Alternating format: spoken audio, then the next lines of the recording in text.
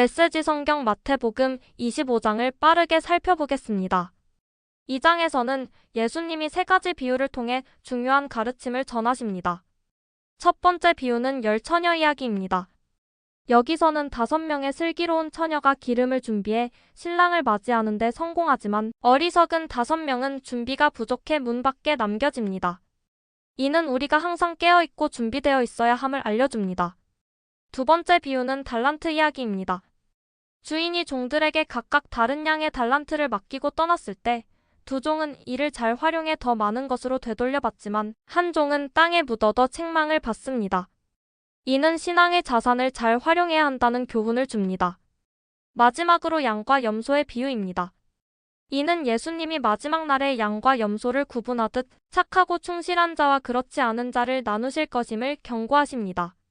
이 비유들은 우리가 우리의 삶에서 어떻게 신앙을 실천하고 준비해야 하는지를 명확히 보여줍니다. 오늘도 각자의 자리에서 깨어있고 신실하게 살아가기를 바랍니다. 메시지 성경 마태복음 25장 말씀으로 들어갑니다. 열 처녀 이야기. 하나님 나라는 등잔을 들고 신랑을 맞으러 나간 10 처녀와 같다.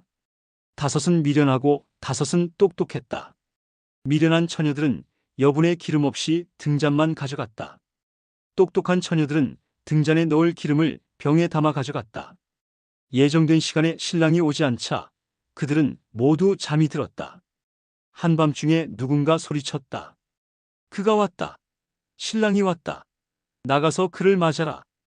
10 처녀는 일어나 등잔을 준비했다. 미련한 처녀들이 똑똑한 처녀들에게 말했다. 우리 등잔이 꺼지려고 하니 기름을 좀 빌려다오. 똑똑한 처녀들이 대답했다. 다 같이 쓰기에는 부족할 것 같으니 가서 사거라. 미련한 처녀들이 기름을 사러 나갔다. 그런데 그 사이에 신랑이 온 것이다. 신랑을 맞으려고 그곳에 있던 사람들은 모두 결혼잔치에 들어갔고 문이 잠겼다. 한참 후에 미련한 처녀들이 와서 문을 두드리며 말했다. 주님, 우리가 왔습니다. 들여보내 주십시오. 그가 대답했다. 너희가 나를 아느냐? 나는 너희를 모른다. 그러니 깨어 있어라. 그가 언제 올지 모른다. 투자금 이야기. 천국은 또 장시간 여행을 떠나는 어떤 사람과 같다. 그는 종들을 한데 불러서 책임을 맡겼다. 그는 각자의 능력에 따라 한 종에게는 5천만 원을, 다른 종에게는 2천만 원을, 세 번째 종에게는 1,000만 원을 주고 떠났다. 첫 번째 종은 즉시 가서 일하여 주인의 투자금을 2배로 늘렸다. 두 번째 종도 똑같이 했다. 그러나 1,000만 원을 받은 종은 구덩이를 파고 그 속에 주인의 돈을 잘 묻어두었다. 오래 자리를 비운 끝에 세 종이 주인이 돌아와서 그들과 계산을 했다. 5천만 원을 받은 종은 투자금을 어떻게 2배로 늘렸는지 설명했다.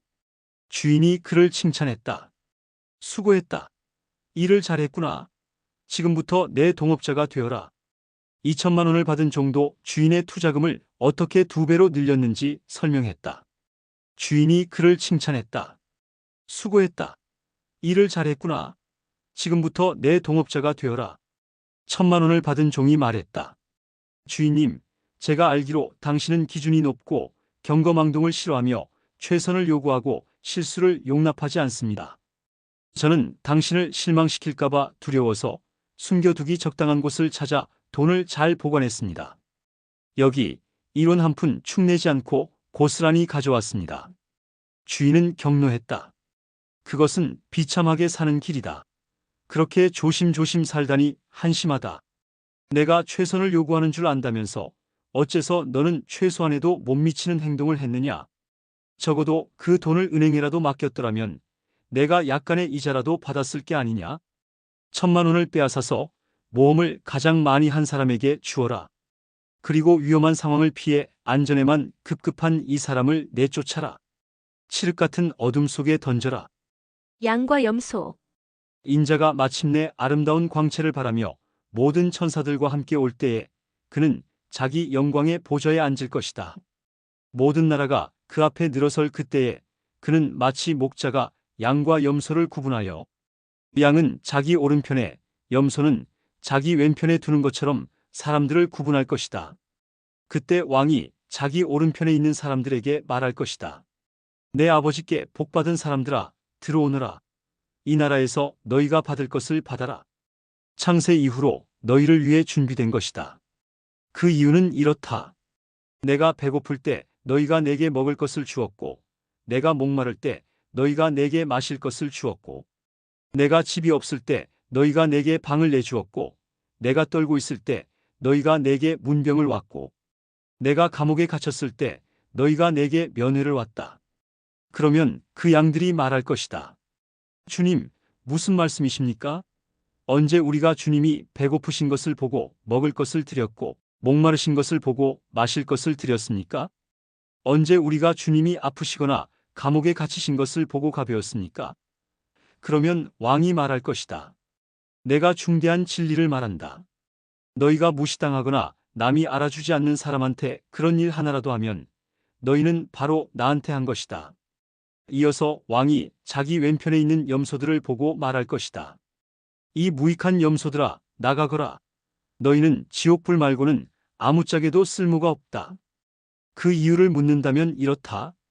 내가 배고플 때 너희가 내게 먹을 것을 주지 않았고, 내가 목마를 때 너희가 내게 마실 것을 주지 않았고, 내가 집이 없을 때 너희가 내게 잠자리를 내주지 않았고, 내가 떨고 있을 때 너희가 내게 옷을 주지 않았고, 내가 병들고 감옥에 갇혔을 때 너희가 내게 와보지 않았다.